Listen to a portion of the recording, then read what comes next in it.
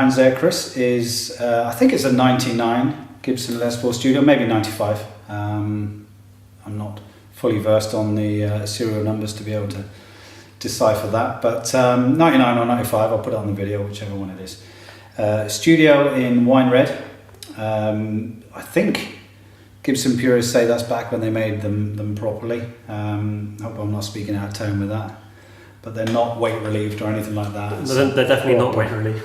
Proper solid Gibson Les Paul. That came to me actually with a neck break. So that is, as you can see now, it's back in one piece. It had actually been glued back together before it arrived with me, but the cosmetic work wasn't great. So I've done a bit of work on that, so it looks a lot better. You can just see a tiny line where the joint is now in one area, but that's it, you know. To be honest, if it was never mentioned, you'd probably never notice, but of course we don't work that way. But it's a beautiful guitar. I did purchase it to refurbish and sell on, but kind of tempted to hold on to that one for myself. But what do you think, Chris? I mean, are you? I know that you're not necessarily a Les Paul user. No. So the last time that I played Les Paul was the Epiphones that we did last year. Yeah. Sure. Right, your ones. Yeah. And this is, I've tried out Les Paul, like Gibson Les Pauls in shops before. So I haven't really spent that much time with it. So you're right. I'm more of a Strat kind of guy, to be honest with you. Yeah.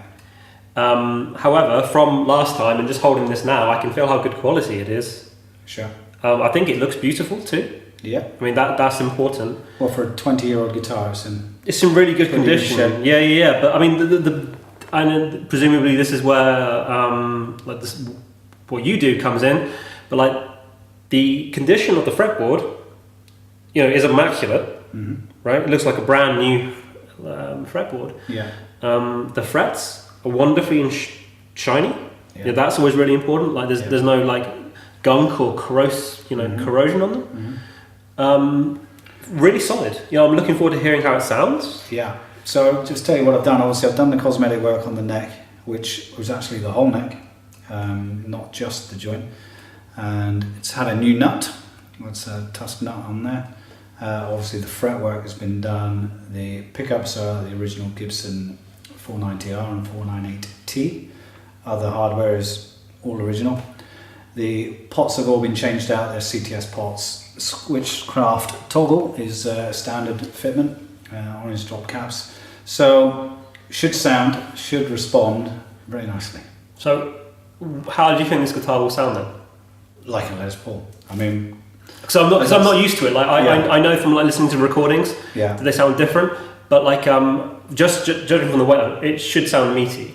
Yeah. I mean, to say that it will sound like a Les Paul is obviously stating the obvious. But, but they have that character, you know, they have that sort of growl and body and depth. You know, whether you could stand outside of a room and go, oh, that guy's playing a Les Paul, I guess in certain circumstances you could, but but I think you'll know when you play it. Cool. Okay, let's give it a try.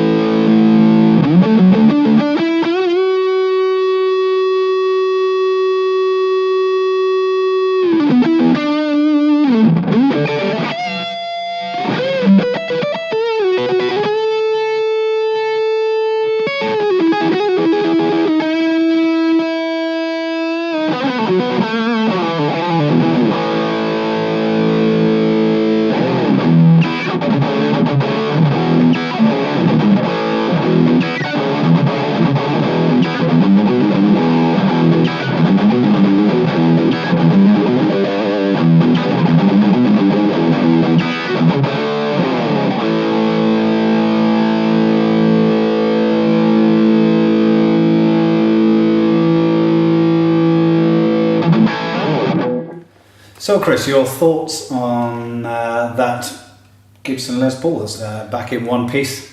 Well, the first thing that I really noticed, and it's classic Les Paul, is the sustain. Okay, I was really surprised about how powerful the guitar sounded and felt. Yeah. Right? Yeah. I guess the other thing was, up until, we just filmed the video, I hadn't spent any time with this guitar. Yeah. Right? Sure. So I always think it's really encouraging when you can pick up a guitar that's not in your wheelhouse in terms of like a Strat or a Super Strat and feel comfortable. Sure. Okay? Yeah. That's really important. Yeah. And I certainly felt that way. Again, there might be some things that are particular to the guitar that I wouldn't choose. So for example, when I was kind of venturing up high, I could kind of feel the heel getting in the way. Yeah. But they're just personal things to me. Yeah. Right? In terms of the setup, honestly, Clive, I can't fault it. The action for me is spot on. All of the bends rang true, and sang, right, which is what I really like.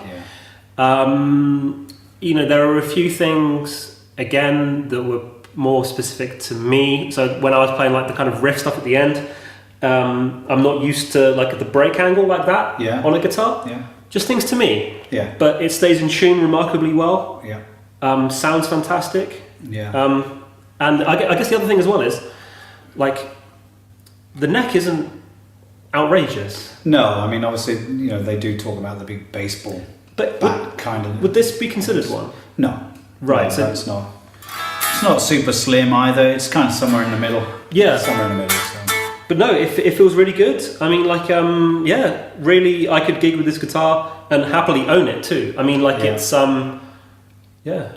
it's really cool. Well, I know when I finished it and put strings on it, which is the first time. What gauge are they? That's 10 to 46. Ah, okay. Yeah. So again, not heavy, not light, just right in the middle, nice. Yeah. I always feel personally that 10s suit a Les Paul for whatever reason. But yeah, as soon as I put strings on it, which was the first time in the year or so that it's been in my possession, I just went, oh yeah, this is where it's at. It was really, really convincing as a guitar, and the jumbo frets and all that. You just know you're holding a Les Paul. You obviously are. And again, I know I'm stating the obvious once more, but there's just something that's so familiar to me, even though I'm relatively new to Les Pauls myself. But it's it is what it is. Did you say that? Is it quite a common modification on some to change the tailpiece? Some people do. Again, personal preference, but to me, I mean, the stock stuff with the Gibson's going to be pretty good. Yes, that's what you're paying for. And it feels really solid. I like. I mean, these are all personal things. The colours really nice.